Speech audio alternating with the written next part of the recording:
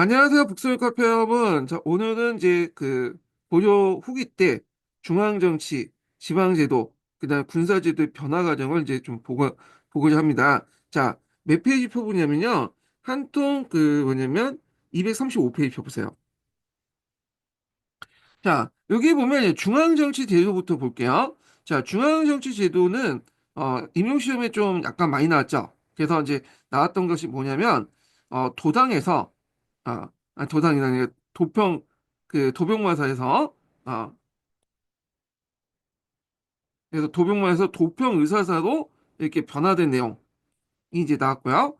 그 다음에 원간석기 때 변화들, 간청들 이런 것들이 시험 문제 나왔어요. 특히 이제 도병마사의 도평 의사사로 이렇게 변화된 내용들이 예전에 한번 시험 문제 많이 나왔기 때문에 또 나올 가능성이 많으니까 여기 초점을 맞춰서 이제 공부를 해두시면 되겠습니다. 자, 그러면 이제 여기 도병마사가 어떻게 도평의사사로 이제 이렇게 변화되는가? 이걸 좀 볼게요. 자, 고려기 때 지배층인 검은 세력의 권력 집중 기관이 바로 도평의사사다. 도평의사사는 원래 제추의 정방과 군사 문제 회의 기관인 도병마사의 후신이다라는 거죠. 그래서 이 도병마사에 대해서 이제 전 시간에도 좀 얘기했는데 그 당시 이제 무인 정권 말기 때죠. 말기 때 이제 그 집권자들이 되게 무능했거든요. 네, 국정도 제대로 수행하지 못하고 잘 몰라. 그래서 이런 것들을 하기 위해서 이제 그 당시 도병마사에서 군사적 문제뿐만 아니라 정치, 사회, 경제 여러 문제들 다루기 시작해요. 그래서 원종 때부터 이 도병마사가 일종의 도당이라고 하고 이제 부르게 되죠. 그런데 이 도병마사가 충녕을 때 들어와서 도평의사로 개정이 됐는데요. 그때 이제 개정된 배경을 보면 원나라의 간제 기표나고 또 있어요. 그러니까 원나라는 이제 도병마사는 건드리지 않았고 어차피 독재 기구니까 건들 필요 없겠죠. 삼성육부제를 이제 격하를 하잖아요. 그래서 많은 그 삼성육부제 간청들이 기능이 축소가 돼.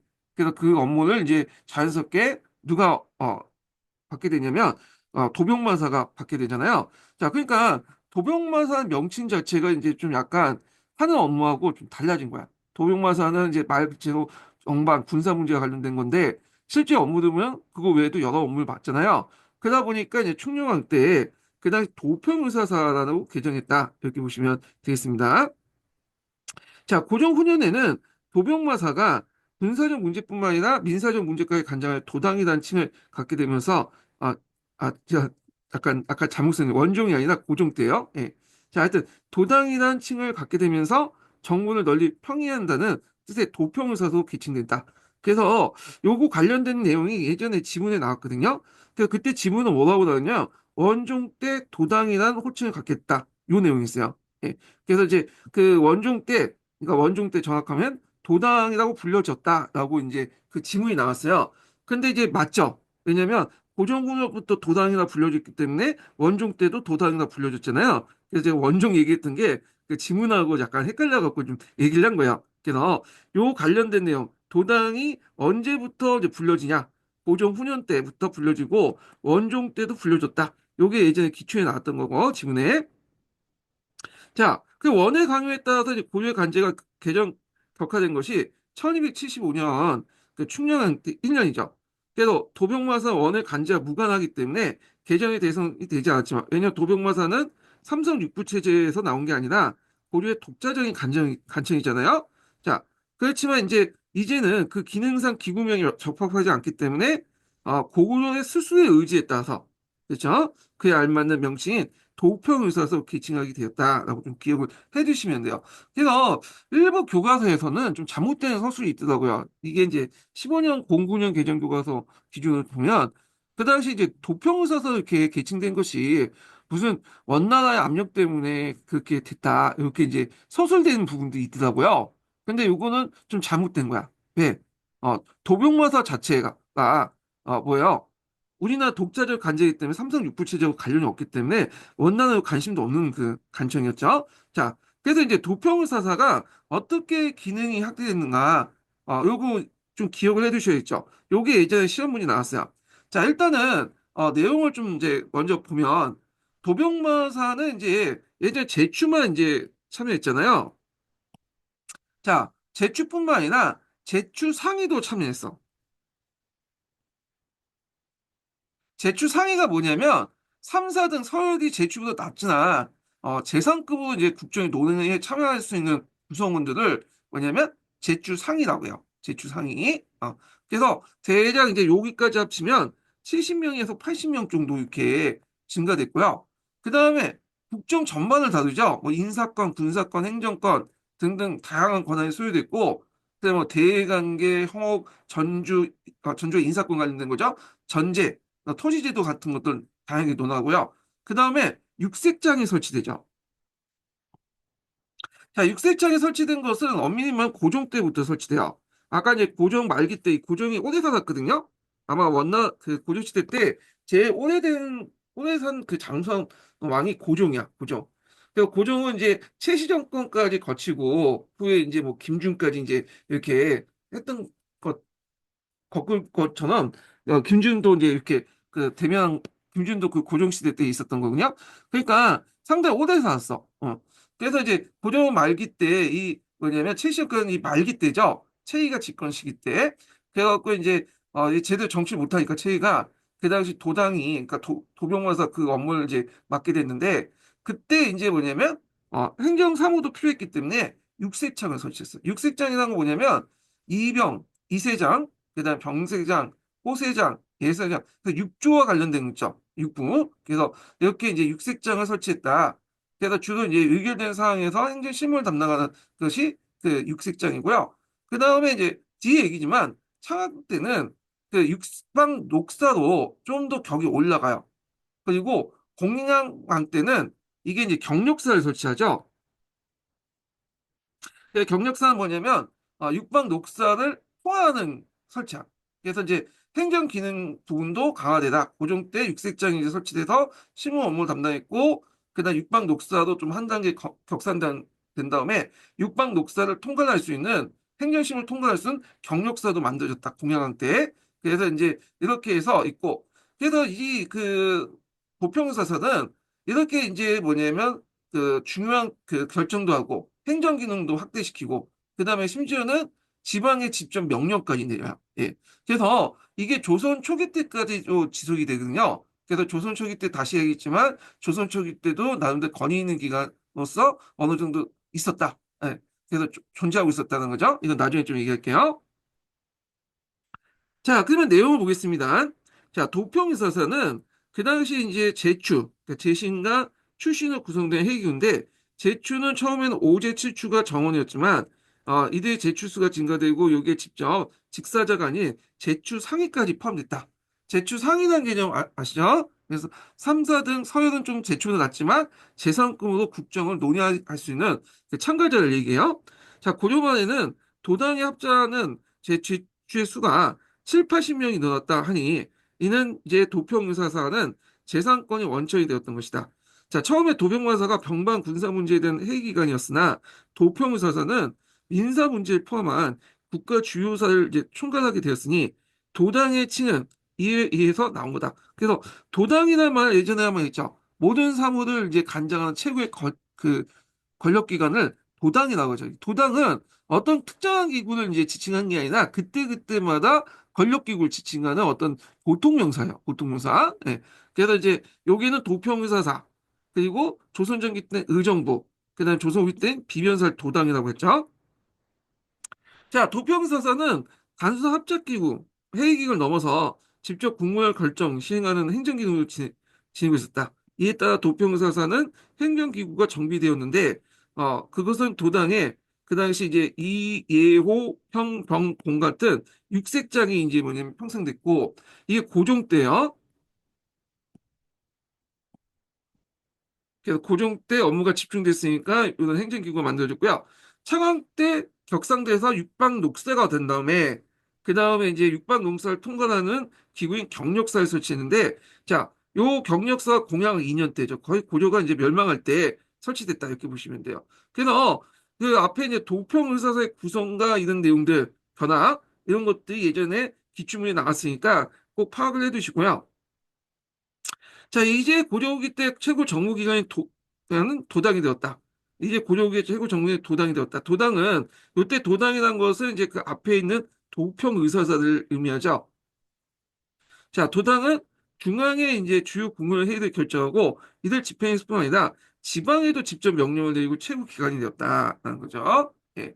그래서 이제 중앙의 이제 제4 여러 관청들과 지방의 여러 도를 주요까지도 직접 통첩하는 일원적인 최고 정부기관이 됐다. 이렇게 보시면 돼요.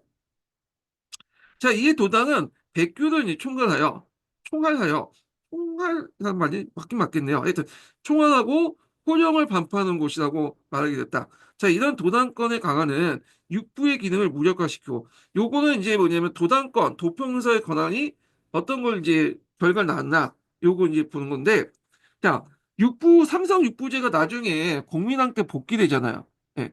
근데 이 삼성 육부제는 법제적으로 이렇게 딱 명시되는 기간이죠. 근데 도평의사사의 도당권이라는 자체가 이게 관례적으로 역사적으로 만들어진 거잖아요. 그러니까 법적 외적인 내용이야. 그러다 보니까 법적 기구였던 이제 삼성 육부가 무력화돼.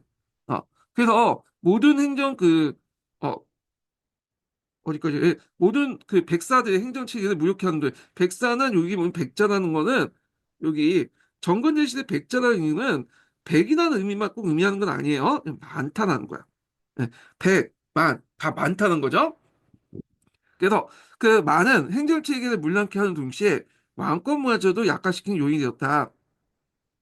자, 도당에서는 재산권의 증가는 이에 반비례해서 구간권의 약화가 나타났다. 이렇게 보시면 돼요. 약간 뭐하고 이제 비슷한 느낌이 들죠? 느낌 아닌 느낌이 들죠? 비변사하고, 비변사의 권한이 커지면서 나타나는 결과하고, 요게, 상당히 비슷하죠? 예. 자, 그 다음에 고려기 때는 또 여기부터는 이제 뭐냐면, 삼성육부의 가 그다음 원나 간섭 때문에 격화된 그 내용이 나와요. 그래서 요 간제 개편 간소와 간제 명칭 격화 관련된 내용이 나오거든요. 요거는 좀 외워두시는 것도 좋을 것 같아요. 예전에 기출 예문어나 이런 것들이 좀 나왔기 때문에 이렇게 있는데 일단은 이제 좀 정리를 하고 나서 읽어볼게요. 자, 일단 중서문화성 이거 이제 중국 기관이죠. 그러니까 원나라 입장할 때는 참원했다고 해서 격화했는데 이 중서문화성 때는 어떻게 격화됐냐면 중서문화성은 상서 도성과 통합을 했고요.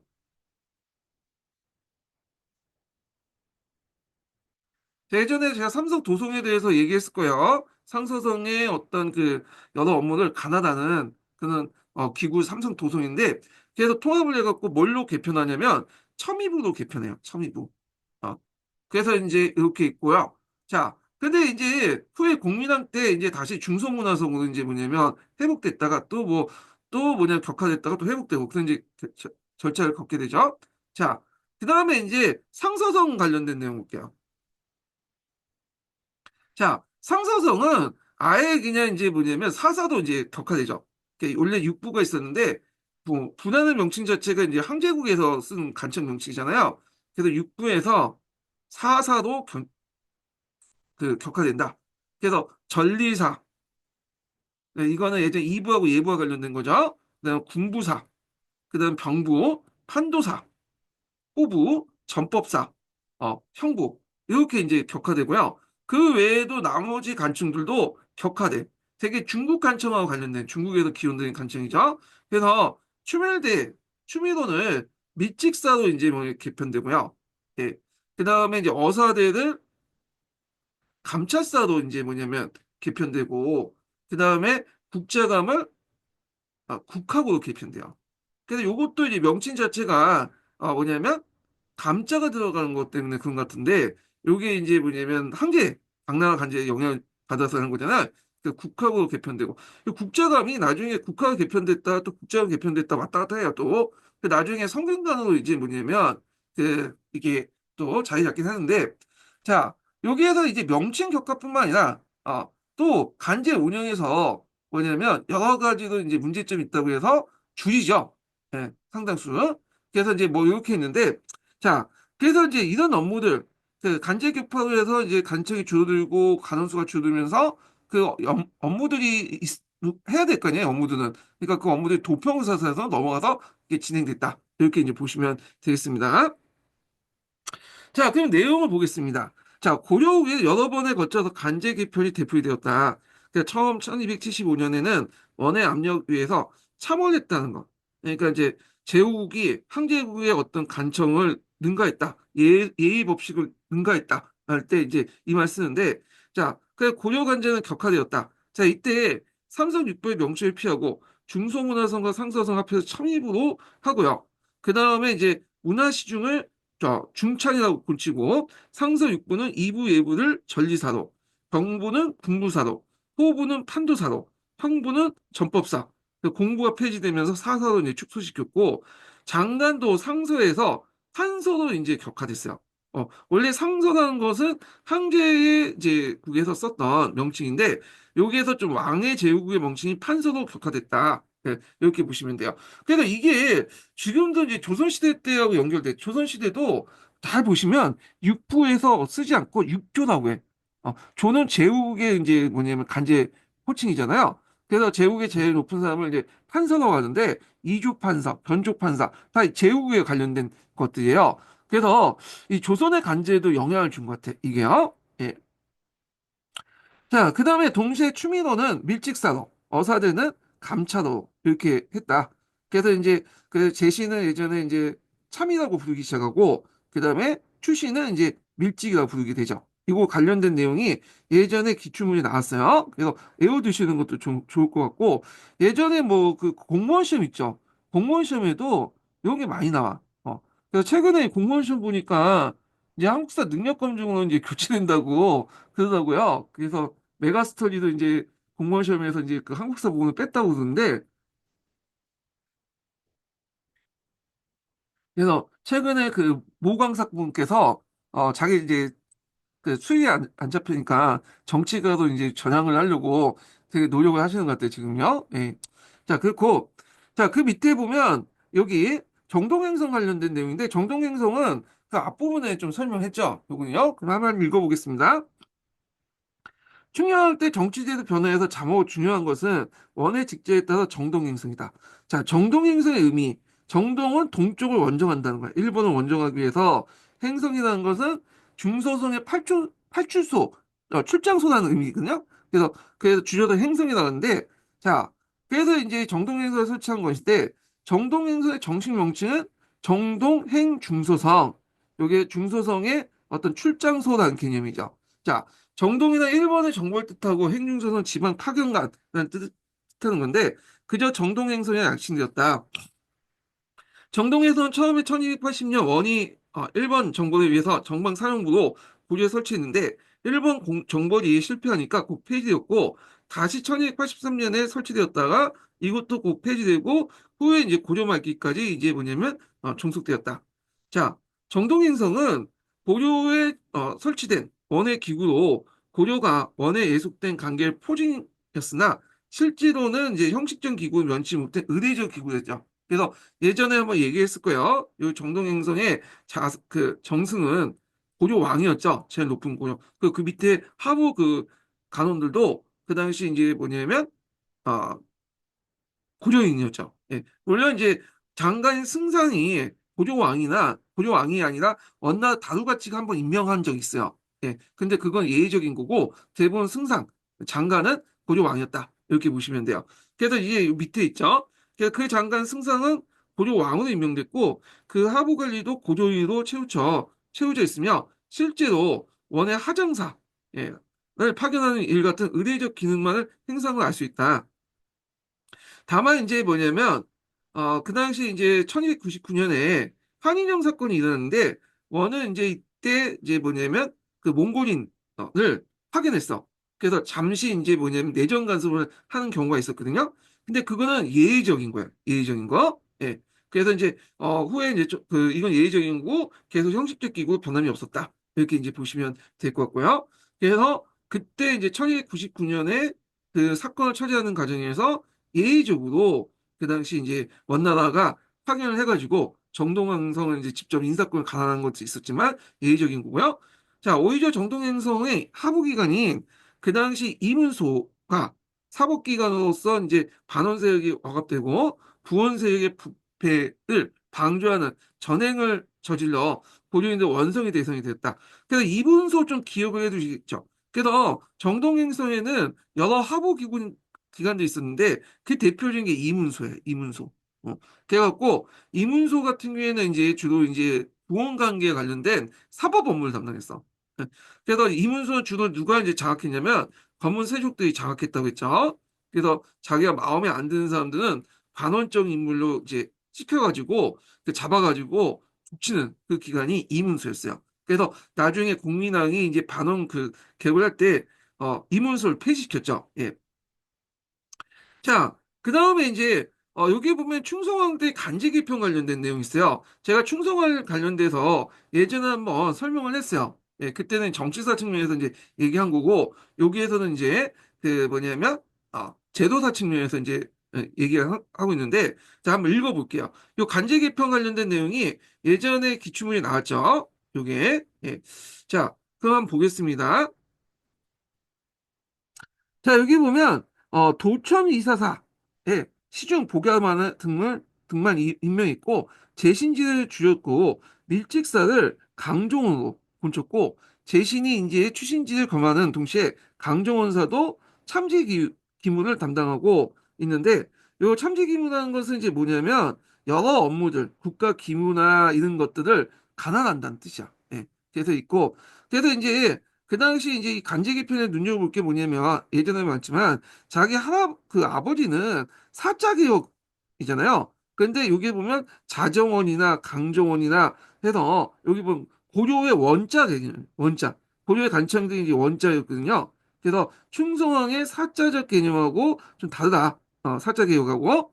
그래서 이제 원자 개혁을 했던 게 뭐냐면 고려가 조선 그 원나라의 말을 충실히 이해하려면 간청도 원으로 개청해야 된다라는 거야. 예. 그래서 이렇게 있고 단순히 이제 원으로 개청한 거는 명칭 변화뿐만 아니라 그 명칭에 걸맞는 행정 시스템 변화하고 연결돼서 보셔야 될 것 같아요. 예. 자, 그 다음에 또 종래 사사가 6조로 개칭됐다. 그래서 육전 체제가 복귀됐다는 거죠. 자, 그런데 이제 이 충성의 강제개혁은 충성의 퇴위도 소멸됐어요. 예. 충성왕이 뭐 2달 만에 난 건데, 제가 6달 만에 이제 물러난 걸로 알고 있거든요. 뭐 중요한 건 아니에요. 예. 자, 그래서 왜 충성이 물러났느냐에 대해서 예전에 얘기했죠. 이런 강제개혁들이 뭐냐면 충성은 나름대로 친원적인 성격을 띠고 있어요. 근데 그걸 바라보는 이제 뭐냐 원나라는 괘씸한 거죠. 감히 뭐냐면 나하고 맞먹으려고 하는 거잖아. 그렇게 해석을 할 수 있겠죠. 그러다 보니까 이제 조비 무고 사건을 계기로 해가지고 결국에는 물러나고 다시 충녕왕이 복위가 돼요. 예, 그걸 중조라고 하죠. 이렇게 2번 왔다 갔다 하는 형상들 왕을 교체시키는 형상 중조라고 하는데 자, 그래서 이제 이 내용들 좀 기억을 해두시고요.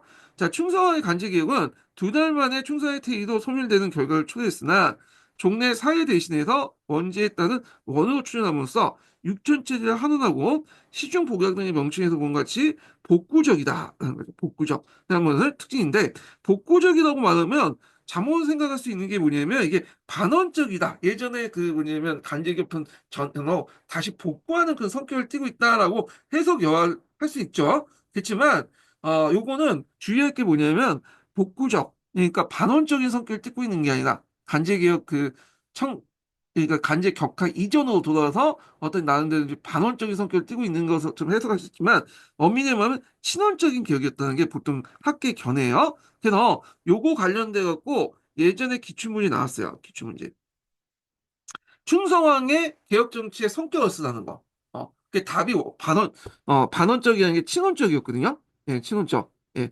그래서 이제 이게 이제 있고, 자, 그래서 이제 내용을 보시면 될 것 같고요.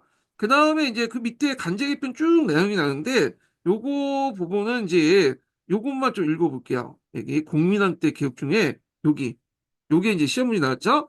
공민왕 5년에 도청이사사를 고쳐서 종래에 중서문화성 상선을 복구하고 삼성육부제도 환원했다.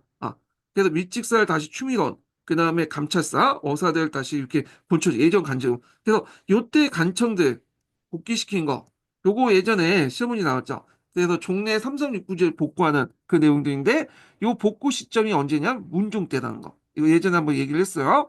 그 후에도 간제 개편이 계속 일어나. 격화됐다가 다시 올라갔다 더 있는데 요거는 시험문제는 안 나올 것 같으니까 이제 각자 보시고 잠깐만요.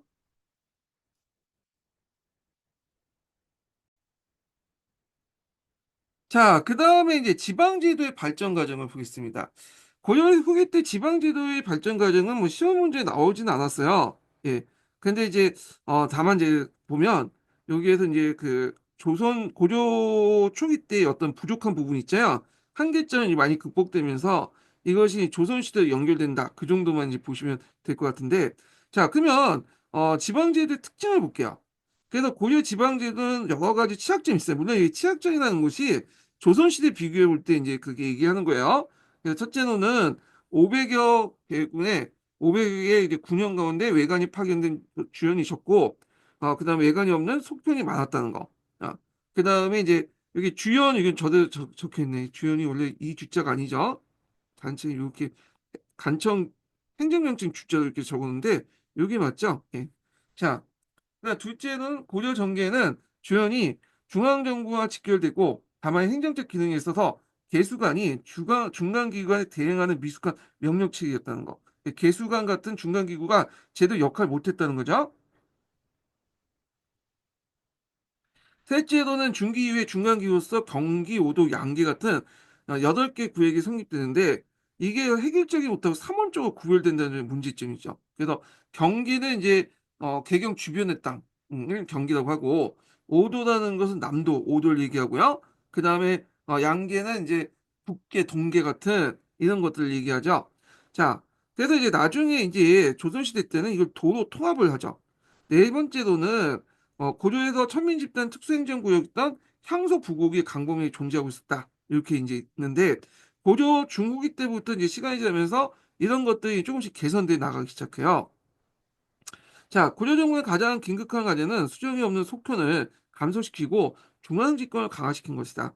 그래서 속편의 감소는 정식 수정을 파견한 주연화시키는 방법 취했는데 요 예가 있죠. 이거 한번 보시고 고려 속편에 또 간무라는 칭하는 형령보다 좀 하위 외관을 설치했다. 간무 같은 경우에는 이제 고려 중기 때 그 당시 이제 유민들이 많으니까 이 간무를 설치해갖고 그 유민들을 뭐냐 통제하는데 파견했죠.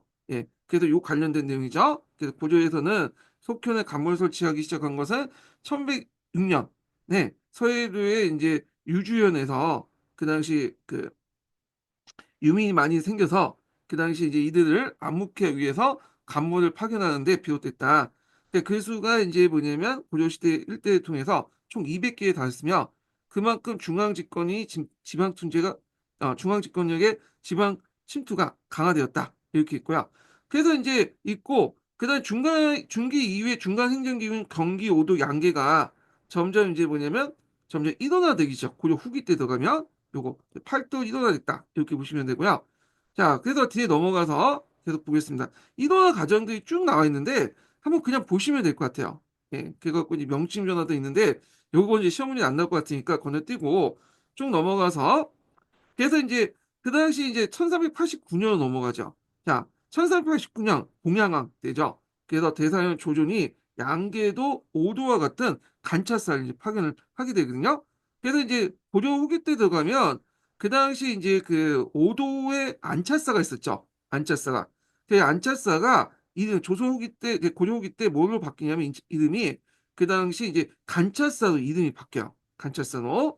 그래서 이제 있는데 원래는 이제 그 뭐냐면 안렵사 그러니까 안차사죠. 안차사가 도가차 출처사로 이름이 바뀌고요. 그것이 이제 뭐냐면 간차사로 이름이 바뀌게 돼요.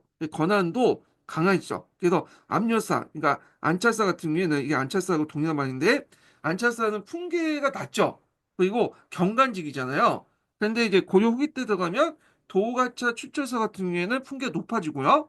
그다음에 그 지방을 이제 거주하면서 그 지방간을 통과하는 그 기능을 이제 했던 것이 도가차 추출사고 요걸 바탕으로 이제 그 나중에 간차사로 이름이 바뀌잖아요.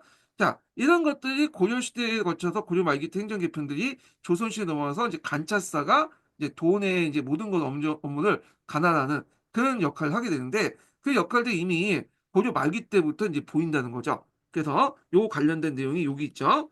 그래서 이제 동양 1년에 관찰사가 설치되고 그래서 이제 이것도 해서 양계도 5도와 같은 똑같은 통치기가 마련됐다. 1도화 됐다. 이렇게 보시면 될 것 같습니다. 자, 그래서 요거는 이제 각자 읽어보시고 그래서 결국에는 삼원적인 중간기구가 민사적인 관찰서 일원화됨을 나타났다. 그래서 고려 지방제는 이제 그 미수설 탈피했고 이런 것들이 이제 뭐냐면 조선시대로 넘어갔다. 이렇게 보시면 되죠. 그리고 그 밑에는 향소 부국이 점점 이제 뭐냐면 없어지고 일반 군용으로 통합을 하게 되죠. 그래서 이제 향소 부국민들이 어떤 그 집단적 저항 그리고 농업 생산력이 올라가면서 이제 뭐냐면 행정구역의 개편 이런 등등이 맞물려 가지고 결국엔 조선 초기 때 아예 없어졌다. 그 내용들인데 요거는 그 각자 읽어 보세요. 예. 그래서 인제 있고 자 요거 부국이 감소되고 조선에 들어와서 완전히 소멸됐다. 그 내용은 읽어 보시고 그다음에 그 밑에 고려 후기 때 항청사에서 이때 인제 뭐냐면 첨설지기니 동졸지기니라는 풍간직들이 많이 생겨. 자 이런 것들이 이제 후에 인제 뭐냐면 신진사대부들의 어떤 기반이 됐던 그 직이군요. 그래 갖고 예전에 말했지만 고려시대 때 항리는 각어를 볼 수 있었잖아요. 그래서 끊임없이 인제 새로운 피를 공급해 주는 역할을 했는데요. 고려 후기 때도 마찬가지야. 그래서 인제 이렇게 고려 후기 때 첨설지기니 동절지기니 이런 풍관들 원래는 이제 이건 명예직군이 실직은 아니잖아요. 그 계층들이 많이 받게 돼요. 이런 사람들이 많이 생기게 되는데 그 이유가 뭐냐면 그 당시 이제 몽골족이니 그다음에 이제 왜구나 그다음에 누구야? 아 그다음에 홍건족을 격퇴하는 과정에서 그때 지방의 중소지휘층 항lik층이 많은 그 역할을 하게 돼요. 그래서 이들에게 인제 뭐냐면 첨설직이나 동족직도 주어지고 그다음에 군전도 지급하고 그렇게 되는데 이런 계층들을 뭐라고 하냐면 유황풍관이라고 해요. 유황풍관. 그래서 유황풍관직 중에 인제 일부가 또 뭐냐면 각오를 통해서 인제 뭐냐 간직을 얻게 되죠. 그래서 신흥사대부, 신흥유신이 인제 되게 되는데 자 그래서 인제 이런 것도 좀 기억을 해 두시고요. 그래서 고려 후기 때 항청사에 크게 변질되었다. 이제는 새로 기양한 양반과 토착적 항리들이 국궁으로 아까 이제 외적이나 왜구라든지 홍건적이라든지 이들을 물리치죠. 그러면서 첨설지, 동정지 이런 풍간을 얻게 돼요. 그래서 이들은 이제 명예직이죠. 일종의 실직은 아니고. 그래서 이들을 뭐라고 하냐면 유황풍간직이고 유황풍간이라고 유황풍간조의 일부가 이제 뭐냐면 고려 말기 때 신흥 유신 계층들이 연결돼 있다는 거죠.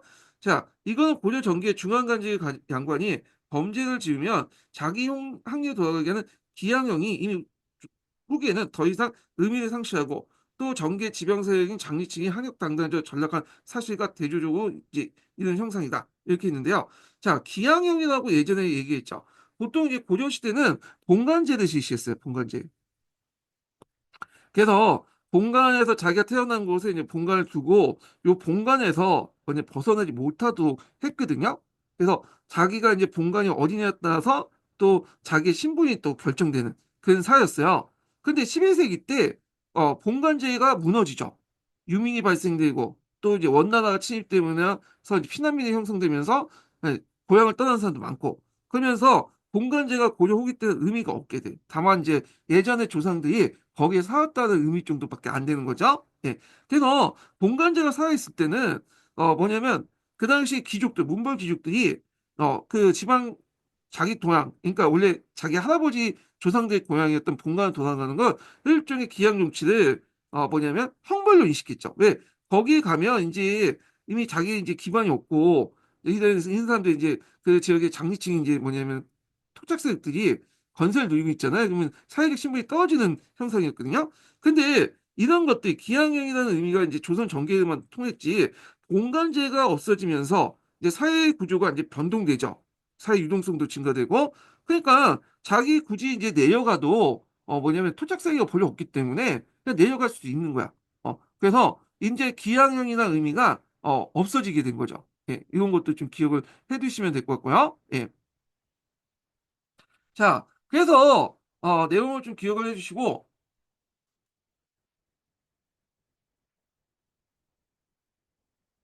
자 그리고 인제 이때 또 인제 그 조선 고려 후기 때 인제 그 계층 구조를 보면 이게 항청 구조를 보면 여기 향리라고 해도 향리도 상층 항리와 뭐냐 하층 항리로 나눴어요. 그 상층 항리는 아까처럼 유황풍관들 있죠? 유황풍관들은 그 지역의 토착 세력들이나 아니면 새롭게 이제 개경에서 내려온 그런 세력들이 인제 뭐냐면 첨설지이나 동정지에 오면서 유황 풍관지를 얻게 되는 그런 층이 상층항이고, 그다음에 하층항리 같은 경우에는 그냥 토착세력인데 유황 풍광 없이 좀 약간 힘이 없지도 못하고 힘이 약한 애들 있죠. 얘네들이 이제 장리층으로 있었어요. 얘네들은 이제 향류 나중에 조선시대 때 향류 남아가고 굳혀지고, 나중에 그 위에 있는 이제 유황 풍관 중에 일부가 뭘로 신진사대부가 되는 거죠. 요런 이제 계층화 현상들이 일어났다는 걸 보시면 되고요. 그래서 요거와 관련된 내용이 여기니까 좀 읽어보세요. 자, 이들 유황풍관들은 지방의 세력을 신장시켜 세로의 그대에 걸리긴 유황수를 만들었다. 요거 예전에 기출문이 나왔죠. 예, 유황수. 그래서 얘 어떻게 나왔냐면, 그 당시 이제 그 사신간 제도가 없어서 유황수가 경제에서 이제 불안을 되는데, 유황수 같은 경우에는 이제 고조 후기 때 만들어지고요. 경제소는 유황수를 견제하기 위해서 조선 초기 때 만들어진 거죠. 그래서 이제 요거, 그래서 사신간이 뭐냐면 어떻게 분화됐는가, 요걸 이제 예전에 시험문이 나왔어요. 예. 그래서 요거 기출문이 나왔으니까 좀 기억을 해주시고, 자, 이들은 특히 고려 후기 때 농업 생산력 상승에 힘입어 그대의 지위를 향상시켰는데, 농업 생산력 상승 관련된 내용도 예전에 한번 기출에 언급됐기 때문에 이건 따로 경제사 할 때 이제 보고요. 자, 이때 향도들이 불교 색치가 아닌 지방 공동체 기능이 강화된 것도 황총사의 변제의 또 하나의 형성이다. 향도라는 것은 뭐냐면 매양 활동을 하기 위한 그 조직이죠. 예. 그래서 미륵불에 이제 하생을 기원하기 위해서 향나무를 이제 땅에 묻잖아요. 이 매양 활동을 하기 위해서 만든 조직이 향도예요. 그래서 이게 이제 삼국 시대부터 있었다 그래요. 예. 우리가 알고 있는 김유신도 이제 향도 조직을 이끌었다고 하죠. 예. 근데 이제 이게 시대마다 좀 달라. 그 조직 자체가. 그래서 매양 활동하면서도 이제 향도가 이제 그 역할이 달라지는데, 자, 이때 이제 보통 고려 정기와 고려 후기가 좀 달라지는데, 자, 고려 정기는 주로 이제 지방 향리층들이 9년 단위의 인력을 동원해서 불상을 만들거나 그런 이제 종교 활동이야. 그래서 사찰을 만들거나 큰 이제 불상을 만들거나 탑을 만들려면 뭐예요? 이게 돈과 인력이 필요하죠. 그래서 고려전기 때 이 향도는 지방의 그 향리층들이 자신의 세력을 강화시키는데 그게 이바지했던 건데, 자, 12세기를 거치면서 고려 후기 때 들어가면서 이 향도가 조직이 축소되면서 이제 9년 단위가 아니라 이제는 뭐 마을 몇 개가 묶어서 마을 단위로 이제 이렇게 편성이 돼요. 예. 그러면서 그때 이제 규모가 축소되면서 역할도 축소될 수밖에 없죠. 많은 인력과 자금을 할 수가 없잖아요. 그러다 보니까 이제 어떻게 하냐면 이렇게 해음의식 대응의식은 뭐냐면 그냥 모여갖고 술 마시는 이제 친목 조직인 거야. 장례 부조 이런 것들. 근데 불교 행사도 간단하게 이제 가서 사찰에 가서 뭐 이렇게 기도를 드리거나 예배를 주관하는 그 정도밖에 안 돼도 이제 떨어지게 되죠. 그래서 지방의 소농민의 자율촌 단위로 이제 조직을 했고, 그래서 이제 상당히 권한이 약화됐다 이렇게 보시면 되고, 조선 시대 들어가면 그 권한도 더 약화돼서 이제 나중에 이제 고려 조선 후기 때 들어가면 장내 부족 정도만 하는 그 역할로 격화돼요. 예. 그래서 이 향도의 역할과 규모의 축소 과정은 어디에 잘 나왔냐면 한국사 길라잡이에 잘 나와 있어요. 이거 거기 보면 향도가 어떻게 해서 변화했는가를 쭉 나와 있거든요. 예. 근데 굳이 여기까지 볼 필요 없어가지고 요 정도 설명하고 이제 끝낼게요. 예. 자, 그다음에 군사제도의 변화를 좀 보겠습니다. 자, 조선후기 때 이제 군사제도는 큰 변화가 일어났죠. 여러 가지 변화들이 일어났는데, 좀 보면, 자, 고려후기 때는 2군 6위의 군사제도 붕괴됐어요. 이미 이제 고려후기 때부터가 아니라 고려 중기 때부터 붕괴되기 시작해요. 예. 그래서 이제 그 우리가 그 숙종 때 별무반을 만들잖아요. 여진족을 대응하고자. 이게 이제 뭐냐면 2군 6위가 붕괴됐기 때문에 이걸 대신하기 위해서 새로운 조직을 만든 거예요.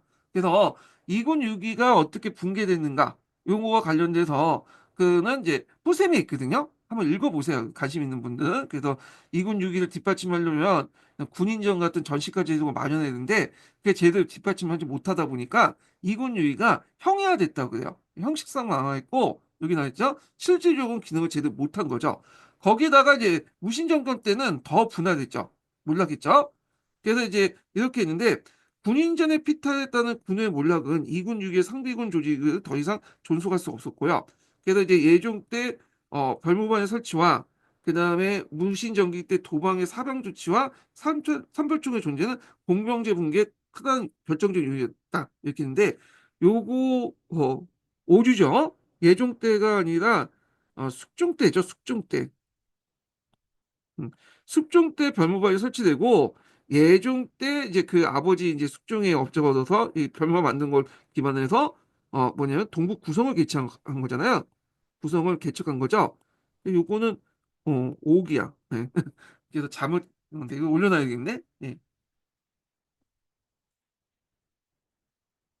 자, 하여튼 그래서 무신정권기 도방의 사병 조직에서 삼별조 존재.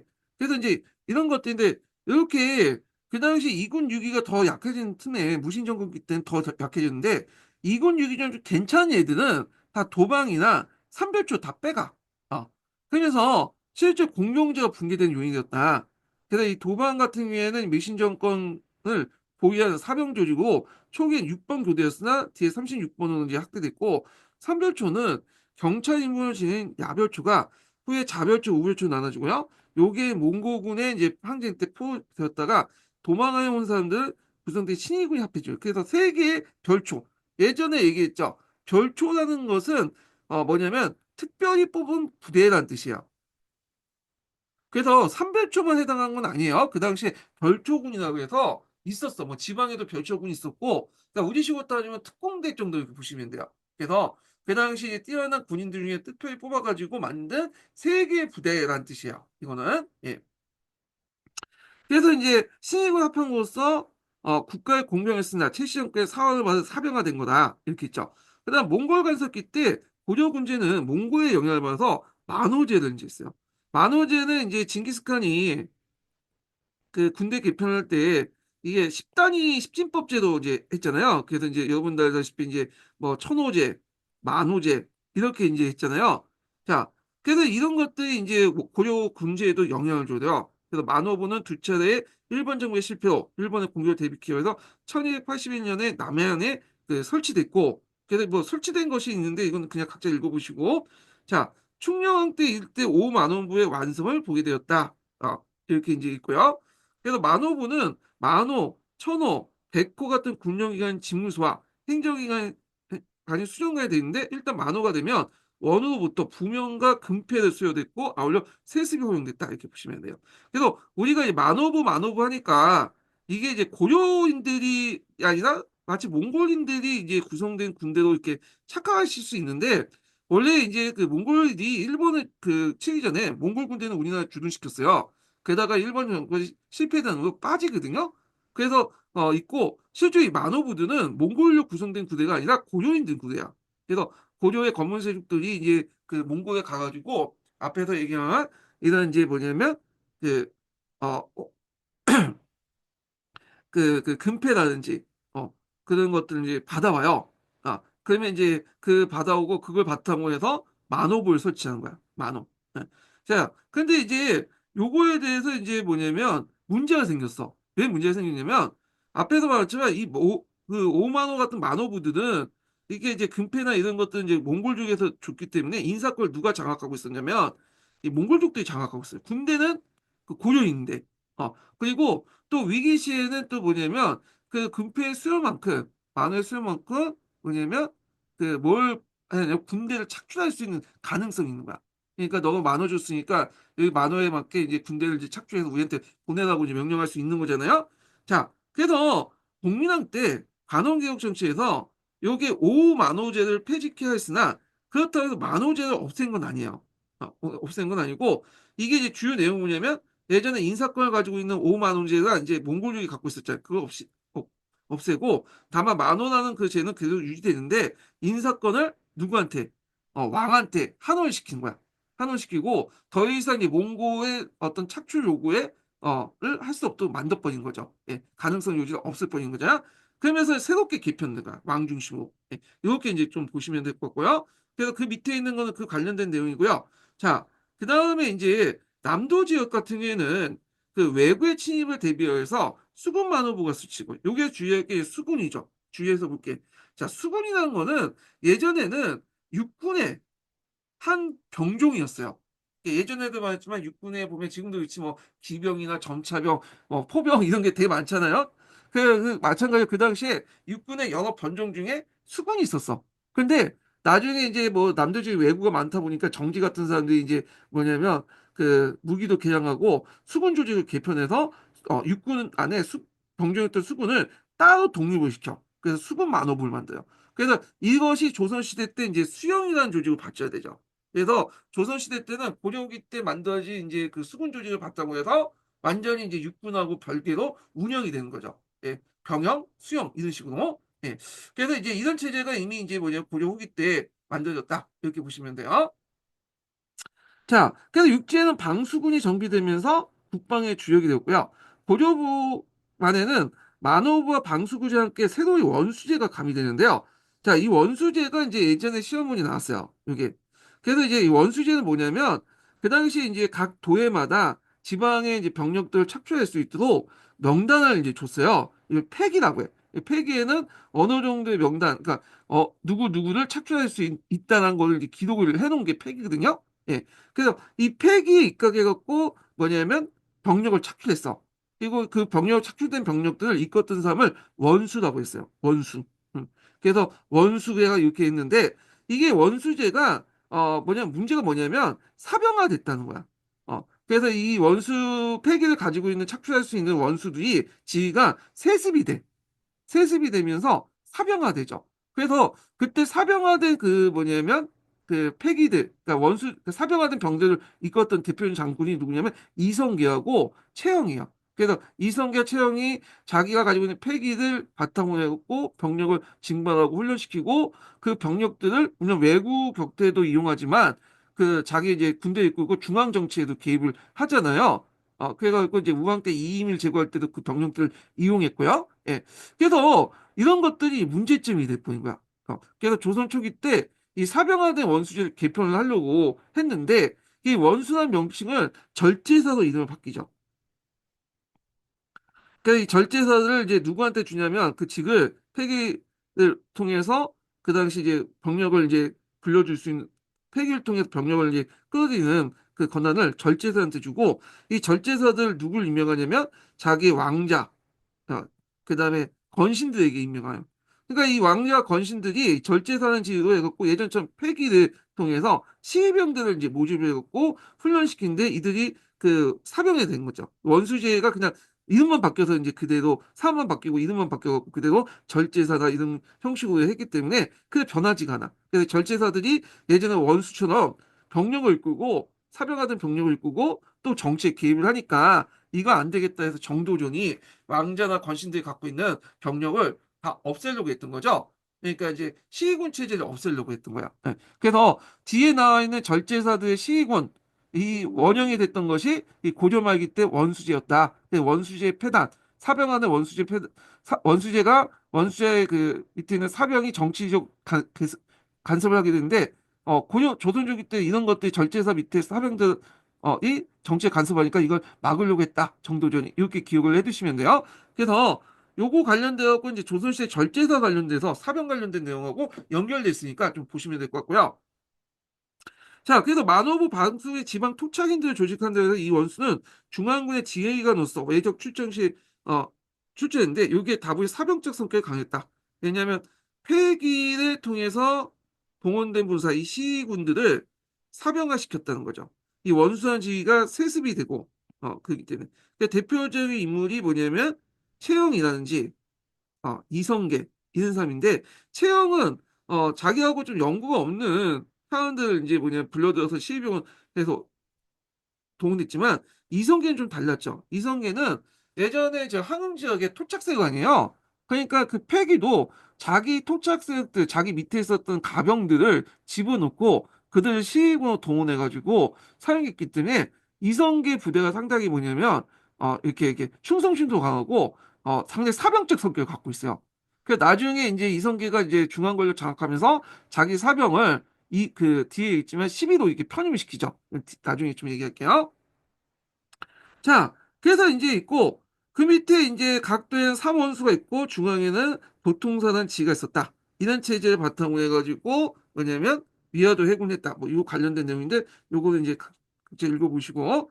자, 그래서 이제, 뒤에 있고, 자, 그 다음에 이제 여기까지가 이제 제도사 관련된 군대 변화 관련된 내용이고요. 좀 이제 앞으로 돌아와서 경제사 부분을 이제 보겠습니다. 경제사 부분을 몇 페이지를 펴보시냐면요.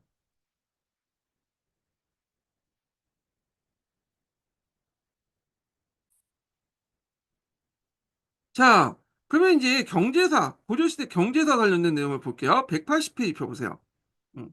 자, 여기만 전시가 체제에 관련된 내용이 있는데, 자, 전시가 체제는 예전에 기출문에 많이 나왔죠. 최근에 나오진 않지만 언젠가 나올 것 같아. 전시가 체제.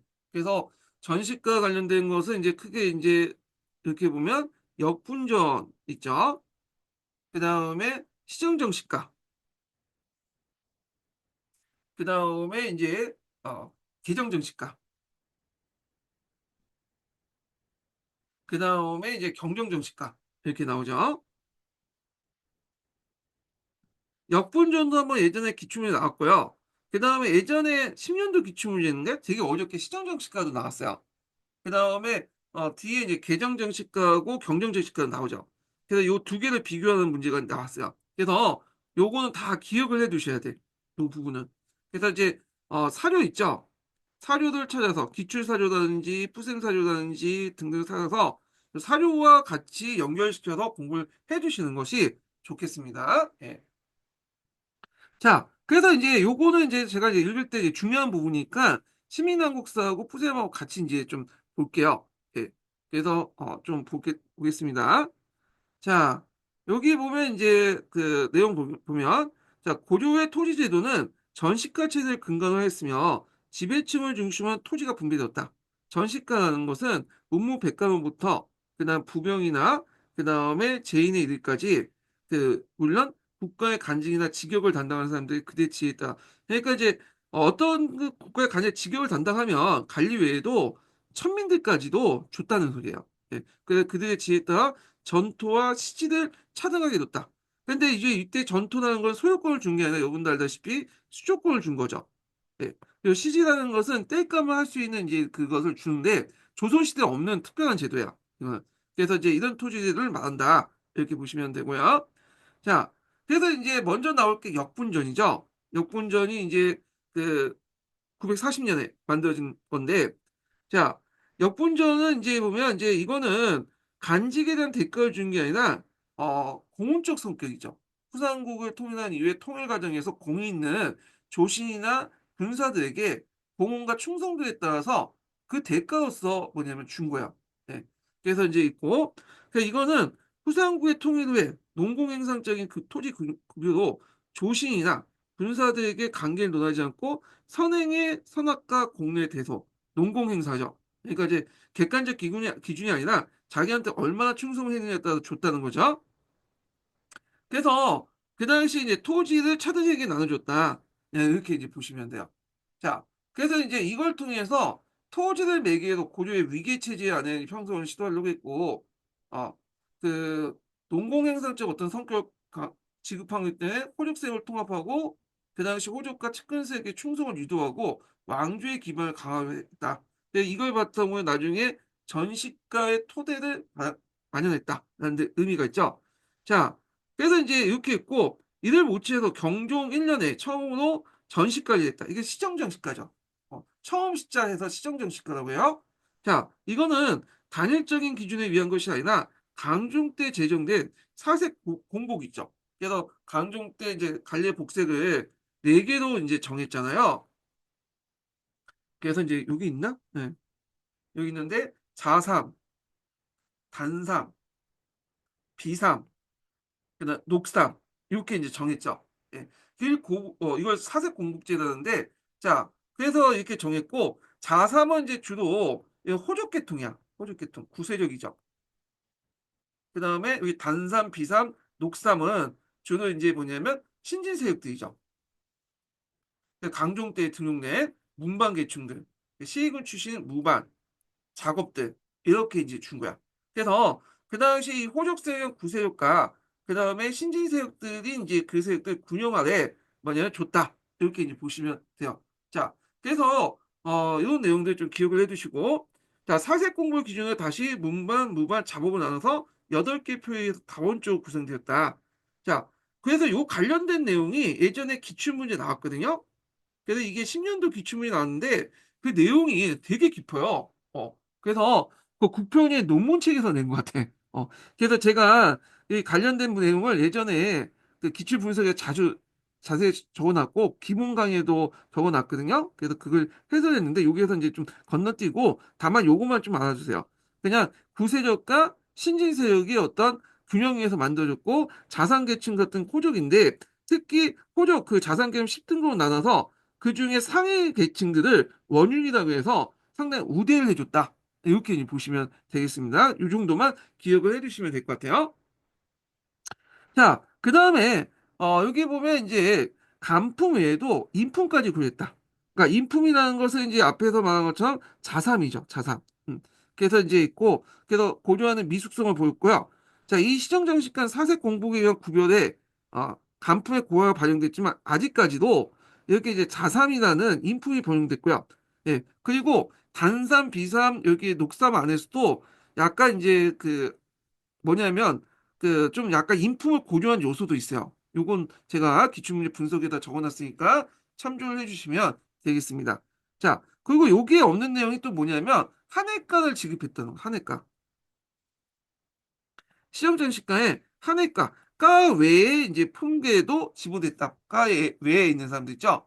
그래가지고 그 당시 이제 1가부터 10가까지 이제 18가까지 나눠져요.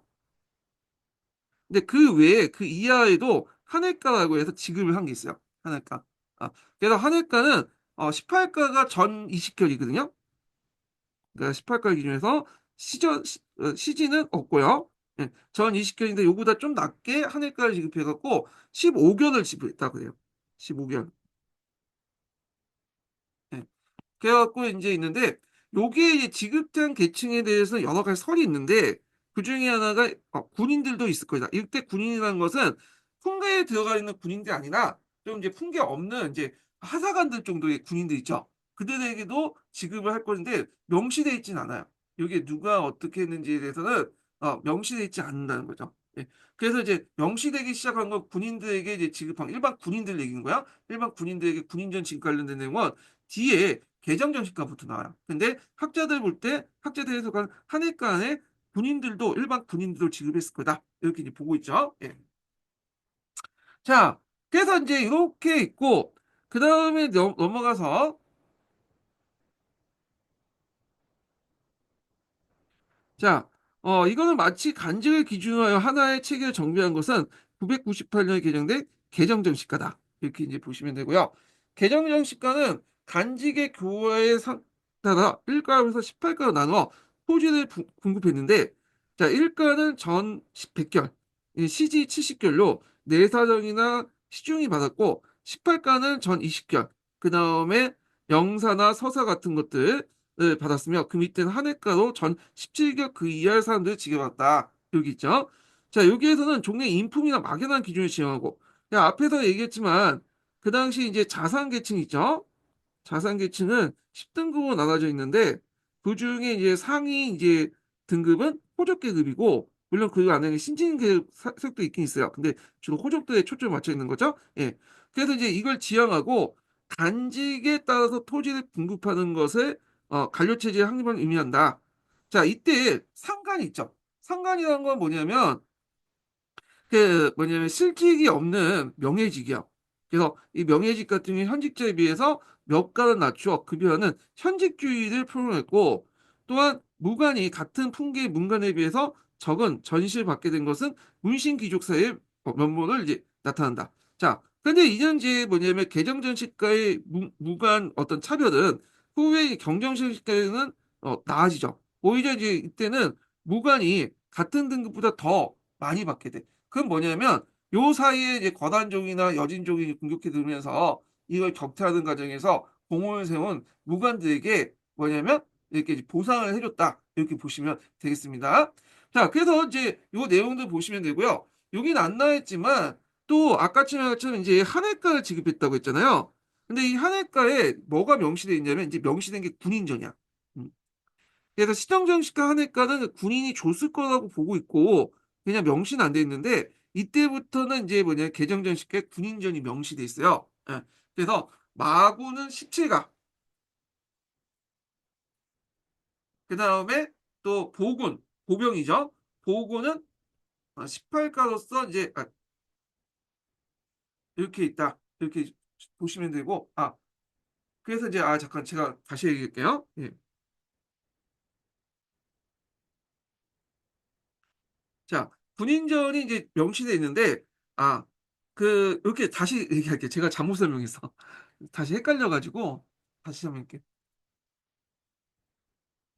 한해가에 이제 뭐냐면 그때 한해가는 명시돼 있지 않지만 이게 군인전이 지급될 거 보고 있고 그 다음에 이제 여기 와서 이제 군인전이 명시되기 시작한 거는 병정정식가인데 요때는 한해가에 명시된 게 아니라 따로 훈계 안에 들어갔어요. 훈계 안에. 예. 제가 이제 수정할게요. 한해가에 명시된 게 아니라 한해가라는 건 있고 여기는 이제 명시되지 않고 한해가에 들어가 있는데 여기는 한해가 외에 이제 한해가 아니라 훈계 안으로 해갖고 명시돼 있다. 이렇게 좀 기억을 해주시면 돼요. 그래서 마구는 이제 뭐냐면 17가로서 23가 판결을 받고요. 근데 보구는 18가로서 20개를 받아. 네.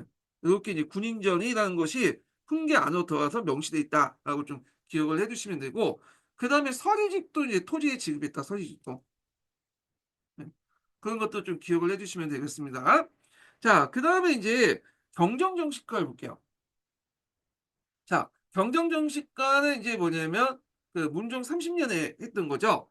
자, 그 내용을 보면 자, 고려 전시가는 1076년에 이르러 경정정시가 또는 갱정정시가라고 이게 갱이라고 읽기도 하고 경이라고 읽기도 하거든요. 하여튼 경정정시가로 다시 재편성되었다. 자, 이때도 18가를 나누어 지급된 것은 이전과 다름없으나 이제는 한 해가가 없어지고 토지의 지급 액수가 전체로 감소됐다. 토지의 집주 지급액에서 감소된 배경에 대해서는 두 가지가 있어요. 왜냐하면 자, 이때 시기가 이제 되게 이제 문종 때잖아요. 그래서 이제 그 문벌 귀족들이 그 농장을 확대돼요 그러다 보니까 그들이 가지고 있는 이제 뭐냐면 농장이 확대되면서 수조지가 줄어들게 되죠. 그래서 토지가 소수에게 집중되면서 농장이 확대되면 수조지가 줄어들기 때문에 나눠줄 이제 뭐냐면 토지가 없는 거야. 음. 그 다음에 또 시간이 흐르면서 가전의 자격자들이 많이 늘어나. 간청도 늘어나고 관리도 많이 늘어나고 역도 늘어날 거 아니에요. 그러다 보니까 한정된 토지에 그 많은 사람들 주다 보니까 이게 이제 축소될 수밖에 없는 거죠. 그래서 이런 이유에 갖고 토지의 지급 액수가 상당히 줄어들었다. 이렇게 보시면 돼요. 그래서 일가는 전 100결, 시는 50결로 이렇게 해당하고요. 차례로 이제 차등을 둬서 전 18가는 전 17길로 한인 잔류에게 지급되는데 이때 한해가가 없어짐에 따라 그 수급 대상이 간해로 이제 들어오게 된 거야. 특히 이때는 개정전 시가에서는 이상가의 차등을 받았던 상간이 지급 대상에서 완전히 제외됐다는 거. 자, 그리고 무관에 대한 차별 대우가 시정되어 앞에서 얘기했지만 이제 예전에는 무관이 좀 한 단계 아래로 받았죠. 그래서 시정대가 종래 개정 정식가의 5가였던 상장군이 상가에 올렸고, 어, 올라 같은 정상품의 문간이 육상서보다 오히려 1가가 높은 대우를 받게 돼요. 그래서 이건 이제 배경이 뭐냐면 앞에서 거란족과 여진족을 물리치는 과정에서 지위가 이제 상승됐다. 이렇게 이제 보시면 되겠죠. 엄민은 여진족이 아니라 권한족이죠. 예, 아직까지 여진족 뒤에 얘기고 문종 때니까. 예. 자, 여진족 빼세요. 권한족. 그래서 이제 이렇게 있고 문종 때 경정된 이 전시가는 최종적 형태로 고려 토지 제도의 완성을 이제 뜻하는 것이다. 이렇게 보시면 될 것 같아요. 자, 그러면 요걸 좀 정리를 좀 할게요. 일단은 특징이 뭐냐면 이걸 이제 개정정식하고 경정정식과를 좀 비교하는 차원에서 좀 봐야 되는데 첫 번째로는 그 경정정식가보다도 개정정식가보다 경정정식가가 훨씬 더 무관에 대한 대우가 상승했다. 이렇게 이제 보시면 될 것 같고 그 다음에 철저하게 현직주의다. 그래서 여기도 현직주의지만 개정도 현직지만 경정도 이거보다 더 현직주의죠. 아예 이제 뭐냐면 경고직이나 동정직과 상관의 직을 폐지시켰어. 음. 그래서 있고, 그래서 이제 있고 직영에 종사하는 사람들만 이렇게 지급하는 현직주의를 이제 했다는 거. 예. 그 다음에 이제 또 여기는 안 나왔지만 향직 지급이 있어요. 향직 지급. 자, 이 향직 직업이 뭐냐면 요거는 이제 예전에 제가 이제 얘기할 때 문무상계제를 개편할 때 종래 이제 태봉대 간제들 있죠. 그걸 없애지 않고 향직이라는 이름으로 계속 놔뒀거든요. 예. 그래서 이제 고유의 간직은 이런 향직과 문무상계제 두 개의 간직체도 이루어진다고 얘기했는데 실제로 이제 문무상계직을 상계직이 문무상계직이 훨씬 더 우위에 있는 거죠. 그래서 이 향직에 대해서 이제 지급할 거에 대해서 여러 가지 이제 설들이 많아. 왜냐면 자료가 명확하지 않기 때문에. 그래서 이미 이제 개정정신과 이전에도 향직을 지급했다가 뺐다가 그랬어요. 근데 경영정신과 때 아니 경영정신과 이전에도 향직을 빼고 추가하고 그렇게 왔다 갔다 했거든요. 근데 이제 경영정신과는 빠졌어. 그러다가 다시 개정정신과 때 향직 지급을 확정을 해요. 개정정신과에 빠져있던 그 향직을 다시 포함시켰다. 그러니까 향직 지급을 확정했다라고 봅니다. 처음 지급했던 게 아니라 이게 빠졌다가 들어갔다 빠졌다가 들어갔다 이렇게 했거든요. 그 다음에 이제 새로운 전시과를 또 실시했는데 요게 이제 보면 무상계 정시가 있어요.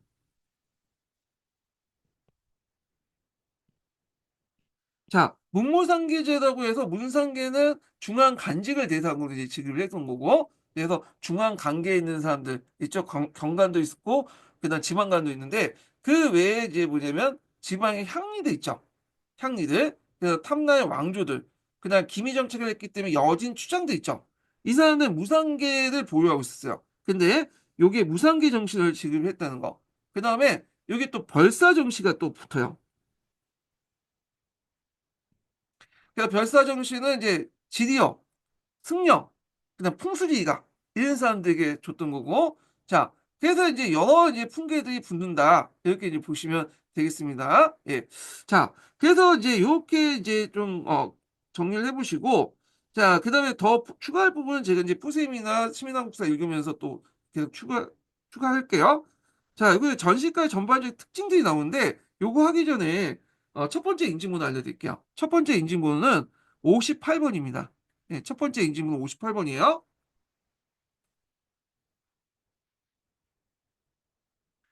자, 전시가는 직영에 대한 반대 국부로서 지급된 토지였으므로 그거는 토지 그 자체를 준 것이 아니라 그 토지에 대한 수조권을 준 거예요. 예. 그래서 그 세금을 거둘 수 있는 권리를 준 거죠. 자, 그리고 이 그 수조권도 문종 때 이것은 직역에 종사하는 기관에 한해서만 지급했죠. 그래서 앞에서는 문종 때 실시한 그런 경정정식과 같은 경우에는 아예 그냥 산직이 빠졌죠. 예. 그래서 이제 이렇게 그 간직에 그만두면 국가에 반납해야 된다. 즉 경종 때 시정 정식가에서는 상가는 형직과 마찬가지로 토지를 받아 죽은 후에 반납게 되었으나 목종 때 전시가는 몇가 낮춰서 또 낮췄을 뿐 역시 그대로 토지에 지급했고 운종 정식가는 상가에 완전히 토지 지급해서 제시켰다. 간지에 그만두면 해소되었던 것이다.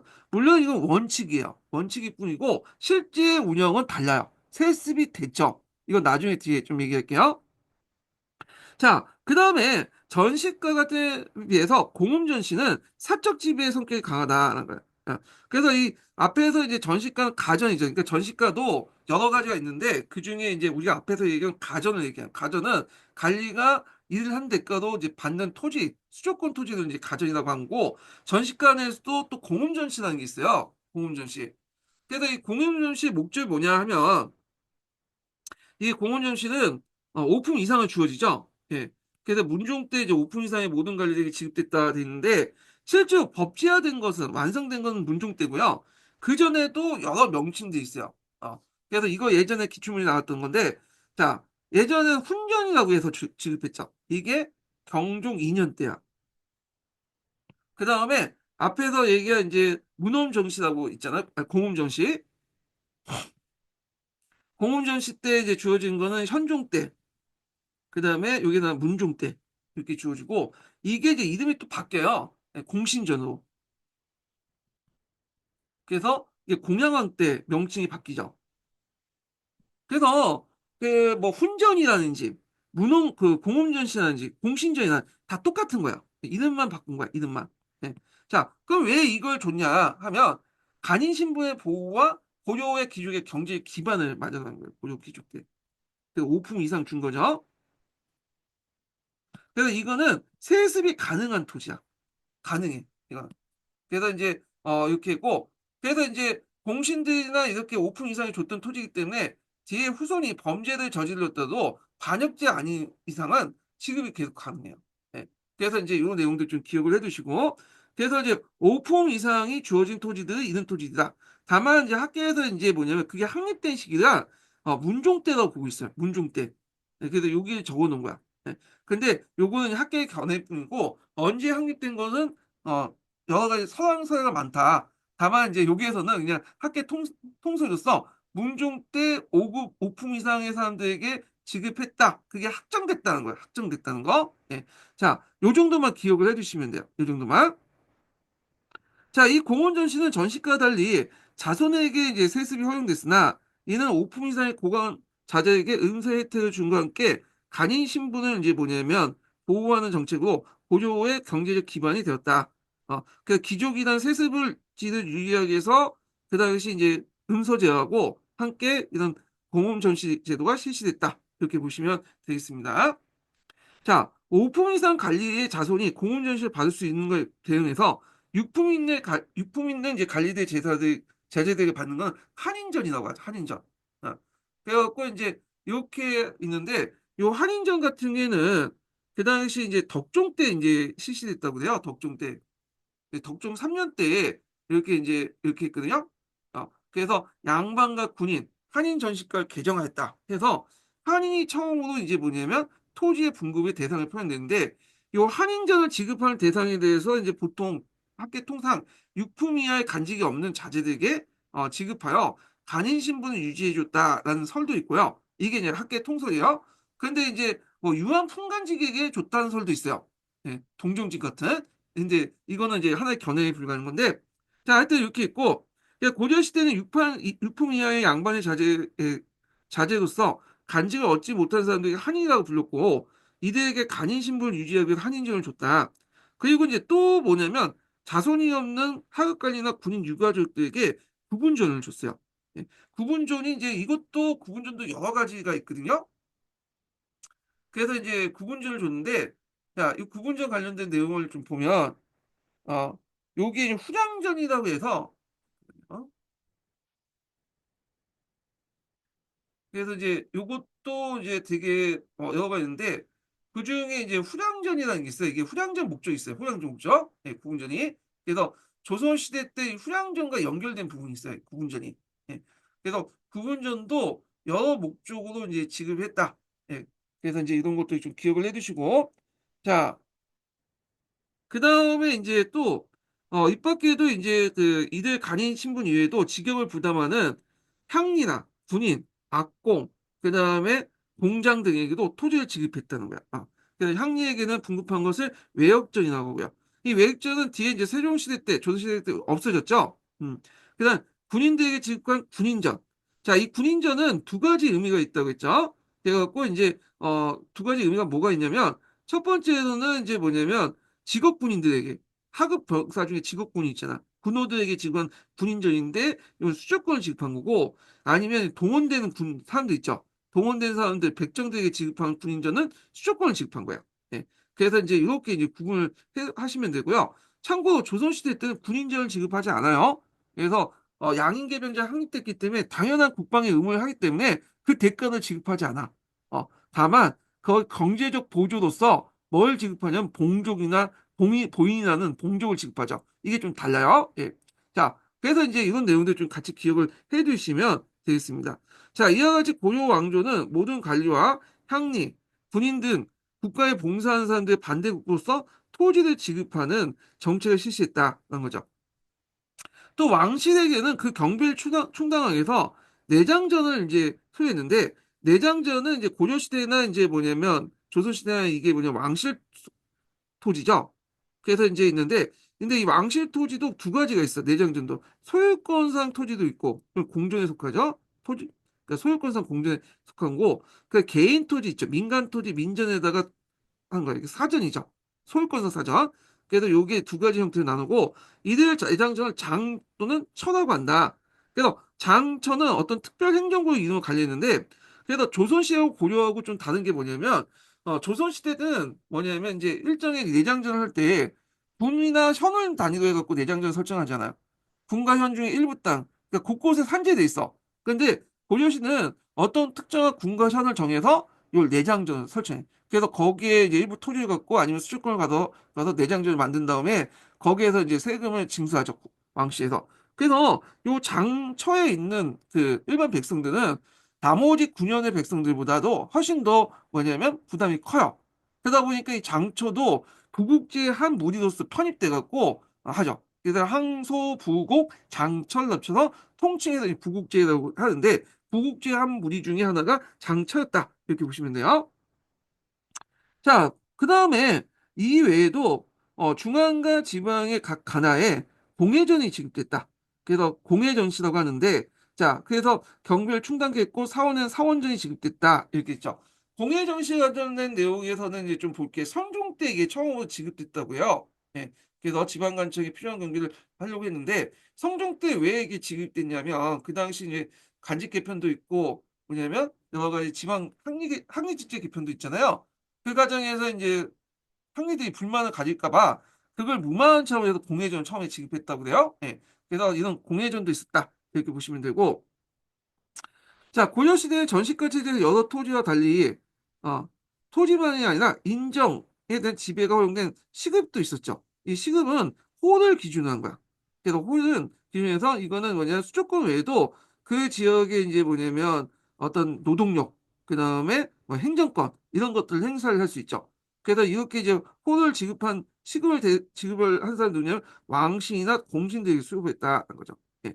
그래서 시급은 봉투와 공무와 함께 수요됐고, 봉투의 전주뿐만 아니라 공호의 공부 역까지 수용하는 시급이 주요 수익이 되었다. 그래서 그 시급 같은 경우에는 왕실, 공주, 왕자들, 그다음 최초 같은 공신들이 수요됐는 앞에 이제 뭐냐면 그 가전보다 훨씬 더 큰 권한을 가지고 있었고, 이 시급을 관리 위해서 계부의 권한을 줬죠.